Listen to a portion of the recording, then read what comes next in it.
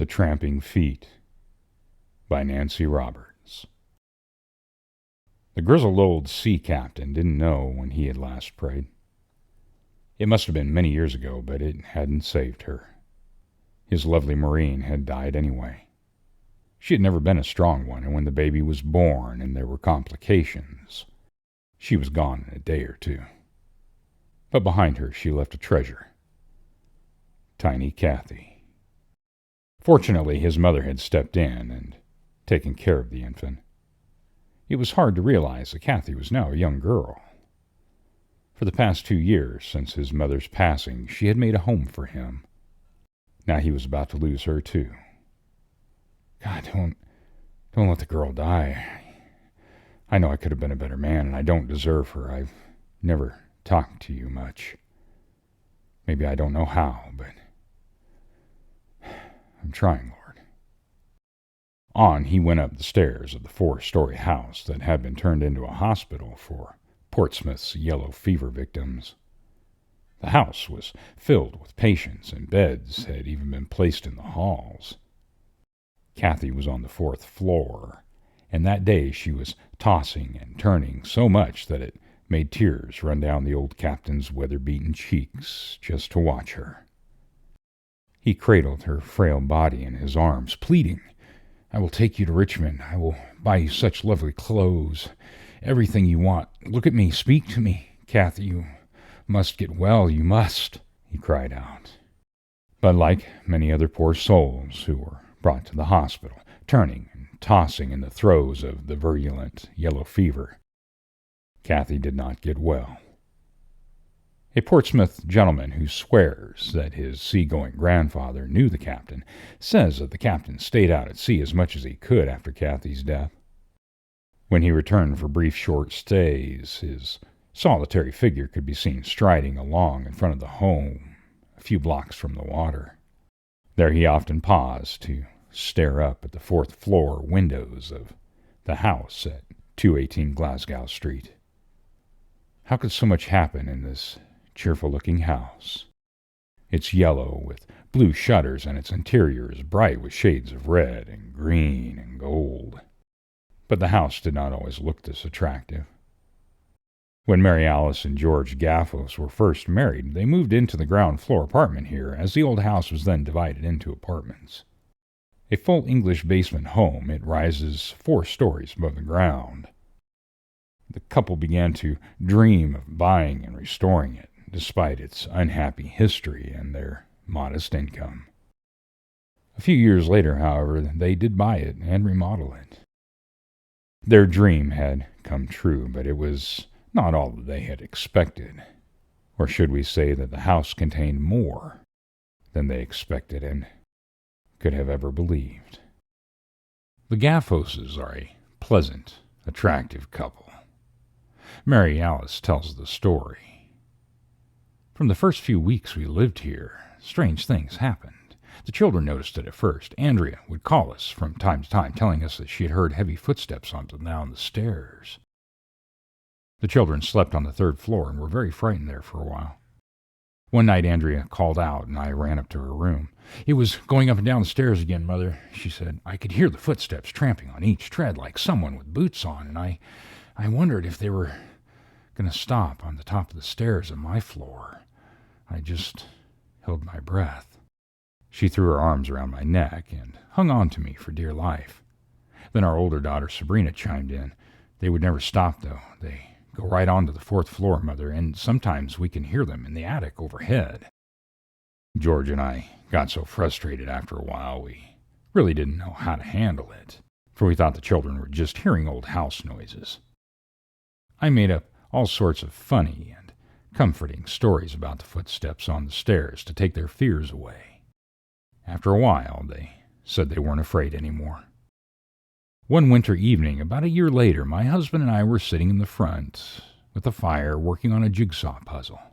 We enjoyed doing them and sometimes sit up quite late.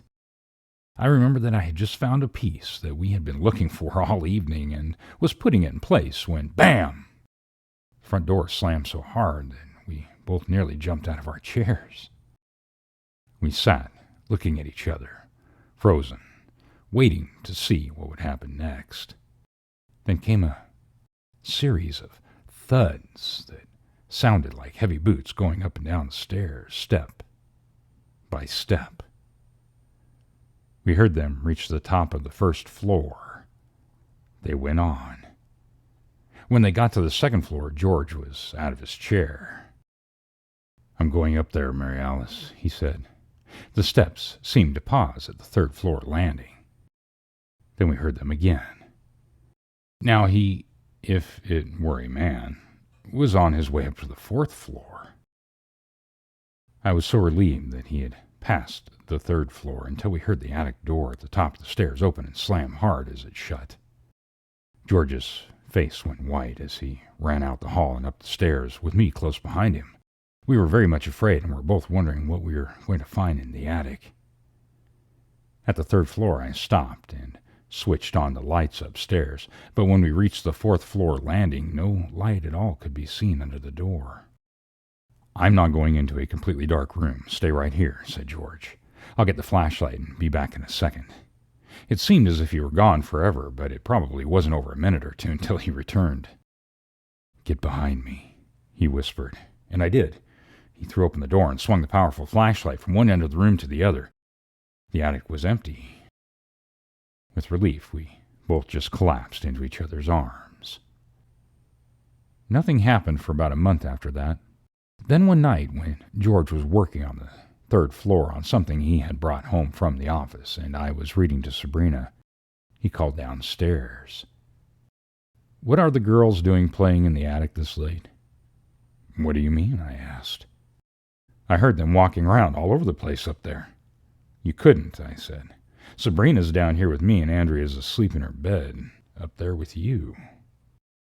I heard George going to Andrea's room, and in a few minutes he came downstairs carrying the sleeping child in his arms. "I want you all to get out of this house immediately. There's someone upstairs. Go across the street, and if you hear a gunshot, call the police." He searched the attic, looked under the bed, opened closet doors on every floor of the house. But like the night that the two of us had gone up to the attic, there was nothing to be found. At least, nothing anyone could see. My mother probably had one of the strangest experiences of all. We were going on a business trip, and she volunteered to spend the night with the girls. She slept in our room, which is right between the girls' bedrooms. Just as it does at home, her little dog slept on a pillow beside the bed. In the middle of the night, my mother awoke to a thump, thump, thump. The first thing she thought about was the ghost. She determined that she wasn't frightened and that she was going to see if there was anything there. Thinking it might be her dog, she said, "Susie, now you get back on that pillow." She reached over and found the dog was already there. Then she exclaimed out loud to herself, "My Lord, it's the ghost." Her finger flipped the light switch on, and when the light went on, she saw her bedroom slippers being tossed into the air, up and down, up and down. To her, the bizarre and frightening spectacle seemed to last forever, but it was probably only a few seconds. She didn't get to sleep again until after the sun came up. Mary Alice Gaffos and her family had lived at 218 Glasgow now for a quarter of a century. Sometimes months go by and nothing happens. Then we may see our dog looking as if he was ready to spring into space and barking his head off as he faces an empty corner in the front hall. When that happens, we all know that the captain is back.